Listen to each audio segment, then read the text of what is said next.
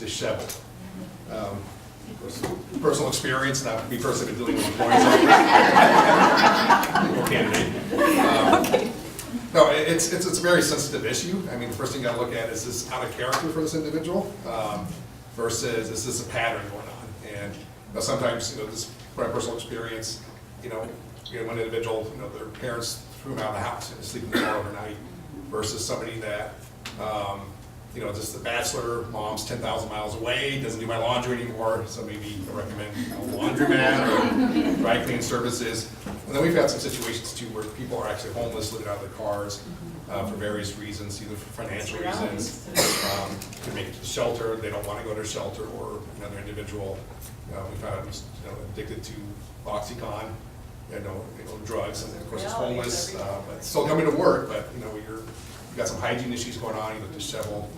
So it's very sensitive. I mean, it's case by case, but sometimes employee assistance program. If you're having addiction problems versus recommended dry cleaning service. I mean, it's a tough situation. It's not a pleasant topic to focus on. What did your team decide were some ideas to help this individual and the staff? Well, pretty much like as you're saying, just the offering. If there's addiction going on, employee assistance program. Sometimes we came up, there was a clothing issue, offering them, we'll reimburse you for your clothes. You're going to go out and buy some nice clothes. Maybe set up a payment program, give some money, and then we just pay it back when you have that. When you have time to do that. And in my company, we have a program with Macy's where we sell discounted certificates to Macy's. And people, pay them off over payroll deductions, so they buy certificates from us. Oh, that's really nice. The wardrobe. So if your organizations can do those things on a case-by-case basis. Of course, you have to be careful if you do one thing for one and not for another. And how would you make the people that are maybe complaining about this and this person's feeling excluded from all the rest of the staff because they are? Well, it's a tough situation if people are complaining, so we'll have to address the individual, with that person and just bring it up. A lot of times we approach it from a dress code standpoint or what's really going on. Try to be confidential, and we'll kind of go back to the staff saying, we'll talk to the individual, but a lot of times we can't. As to share what's going on, we may not be able to. So, I mean, it's a tough situation. It is. These all were kind of designed to be tough to sort of bring out some ideas. I think, do we have one more group? Does anybody have anything to add right here? Okay. I think do we have one group left? Oh, two. Okay, let's do it. Who'd like to go? I'll go. Okay. Being inspired by the actor, a supervisor is very loud, and subordinates and colleagues feel like he's yelling at them.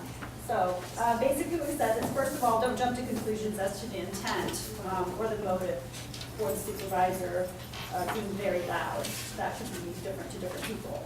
And we just came down to having a frank conversation with the supervisor about how the subordinates and the colleagues perceive his communication approach or style. Nice. What do you guys think? Personality testing is always fun. Personality testing, that's a... Yeah. And Could be then cultural. sharing that in an organized way so that people are learning, different types and styles. And how to interact with them. And there's very simple ways to do that. There's like free ones. I'm not, the bigger ones, DISC and things like that, yes, they're more valuable and have a facilitator do those. But there's free ones you can get right off the internet. Any HR practitioner can do this themselves with a group. Have you guys seen those? Okay. All right, one more. Thank you. Okay, ours was that the staff are complaining that an obese individual is lazy. So what we decided is that you would meet individually with each person that is making the complaint, find out if this person, find out what they are concerned about, and see if everyone's saying the same thing. Then you would have to determine if they are they are ganging up on this person and just making these things up, or if it is indeed So underlying true. cause, like if it's real, or if this is just a bias. Right. So you'd see if there was common concerns and see if there seems to be validity to it. Sarah was saying she didn't believe it, but she said that her company has respectful workplace training, and that is part of it's in their handbook, and they also have a training. So if this is something that is seeming to be an issue, that person, that the people complaining might do the retraining of the same program and actually address the concerns after the investigations take place. Beautiful. I like that. So that was something new, integrating it into your training, like respect in the workplace or code of conduct or those types of trainings to mitigate. Okay, is that the last one? All right, we got to bring it home. That's you, right? No, is it? Aren't you closing Okay. it? I could do that. I don't have anything prepared. I'm ready to hand out papers for you. We can do it though, because we gotta be quick. Did I miss something? No. No. So, yes, that's it. I was gonna hand those out. We can talk okay. about it together. So this is, yes, if you guys want to start handing them out, we have just this last handout. And the point of this is you personally as an HR practitioner, hopefully you and your teams can start to find some very small ways to integrate, do more of these things. And what this is really, this is the business case.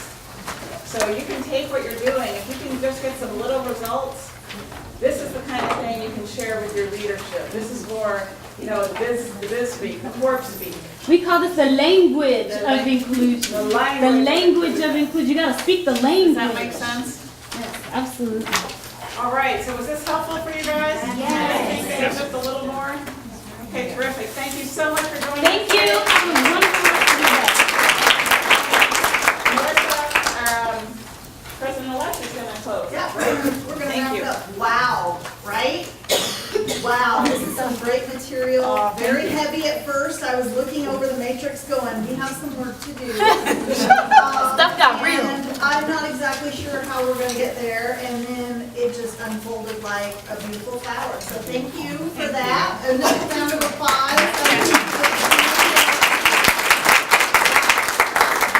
Okay, so if you would please take just a minute to do our evaluation. This helps us with our programming, it helps us bring in great speakers, and it helps us meet the needs that you guys have in the field, what it is that you're looking for. Again, if you have not assigned yourself as a member of our chapter, please, please, please pick up one of these and make sure you do that. If you need certificates, we will have those available. We'll have a couple of board members pass those out, so if you need those, be sure and pick those up. So right now, I would like Connie to go through her piece with our raffles. So I have some raffles. If you did not put your business card in the basket, there's still time. I'll do the other raffle first. So the other raffle is the 50-50 raffle for the SHRM Foundation. The money that's donated, half you will win and half will go to the SHRM Foundation. And the pot is $31. Nice. So it's a nice return on investment. Let's see. Let's get a neutral person to pull the winning number. Check your tickets. Number it?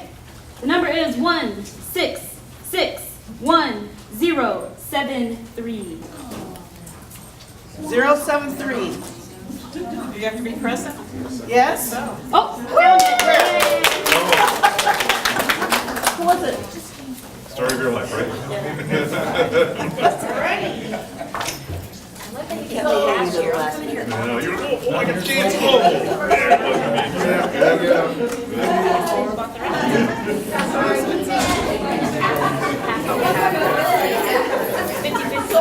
I had to coach to make people make that offer to me, just so you know.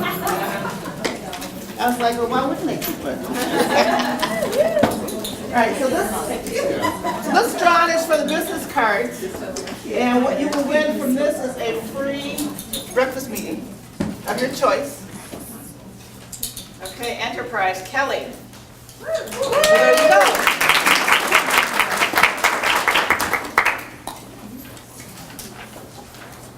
So when you come to your free breakfast, bring this letter, and it serves as your paper. Can you pass this out, please?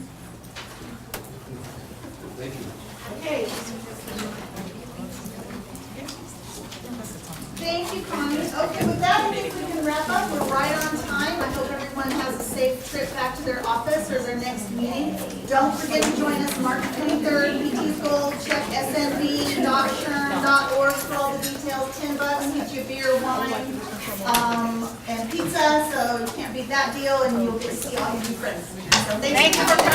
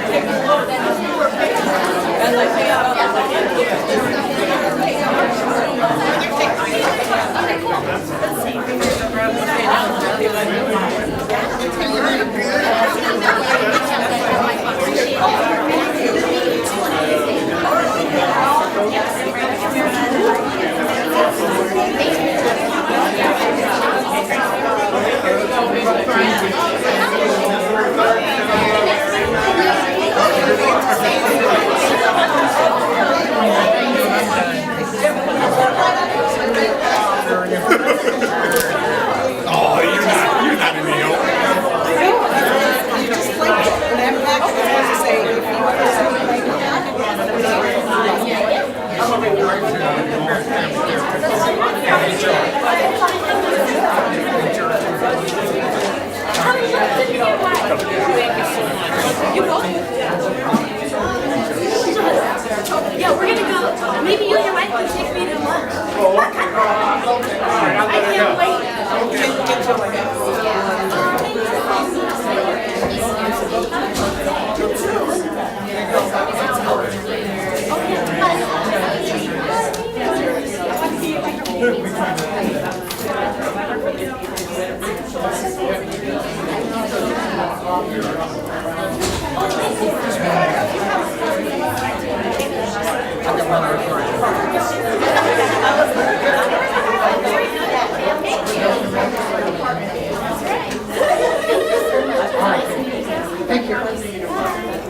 Pretty good, man. A couple more months, finish up with that degree. So, yeah, right now I'm taking our organizational development, and I started on Monday. Business ethics, corporate responsibility, business ethics. So, yeah. You know, those classes, I mean, finance is horrible. You know, that's real, you're actually involved in the development, and then you have to work together, kind of like this. You know what I mean? I like this kind of stuff, you know?